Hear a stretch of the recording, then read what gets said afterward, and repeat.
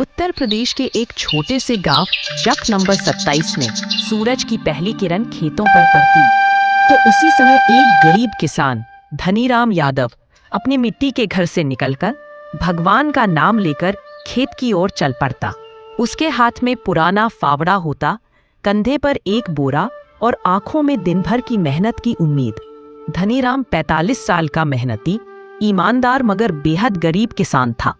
उसके 3 बच्चे थे, रमेश 12 साल, सुरेश 8 साल और सबसे छोटी बेटी लता 5 साल। पत्नी सुनीता देवी एक सादगी पसंद महिला थी जो घर के काम और बच्चों की परवरिश में जुटी रहती। धनीराम के पास सिर्फ 1 एकड़ जमीन थी।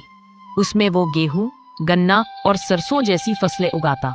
बारिश के भरोसे खेती करना पड़ता क्योंकि सिंचाई की सुविधा नहीं थी।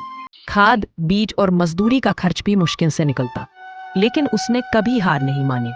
चिलचिलाती गर्मी में सुबह से शाम तक अकेले ही मेहनत करता, हाथों में छाले पड़ते, फिर भी मुस्कुराकर कहता, मेहनत कभी बेकार नहीं जाती। धनीराम चाहता था कि उसके बच्चे वही गलती न दोहराएं जो उसने की थी। इसलिए उसने रमेश और सुरेश को पास के सरकारी स्कूल में दाखिल करवाया। उनकी पढ़ाई की ज़रूरतें जैसे किताबें, यूनिफॉर्म और चप्पल तक जुटाने के लिए उसे कई बार फसल गिरवी रखनी पड़ती।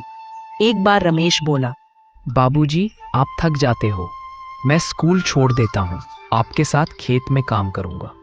धनीराम ने उसका सिर सहलाया और कहा, नहीं बेटा, तू पढ़ेगा, खेत की मेड़ पर नहीं, अफसर की कुर्सी पर बैठेगा।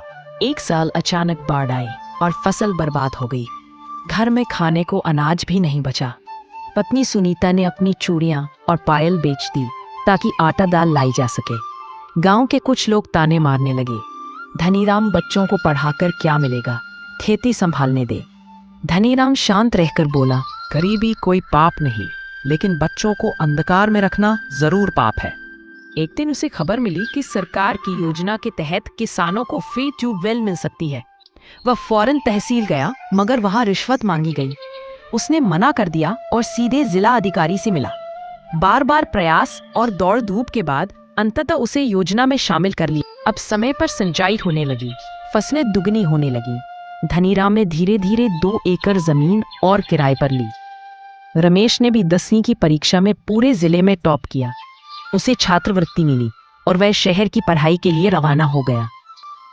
कुछ वर्षों बाद रमेश एक इंजीनियर बन गया। जब वह पहली तनख्वाह लेकर गांव लौटा तो अपने बाबूजी के चरण छूकर बोला, बाबूजी, जो कुछ भी हो आपकी मेहनत और विश्वास की वजह से हो।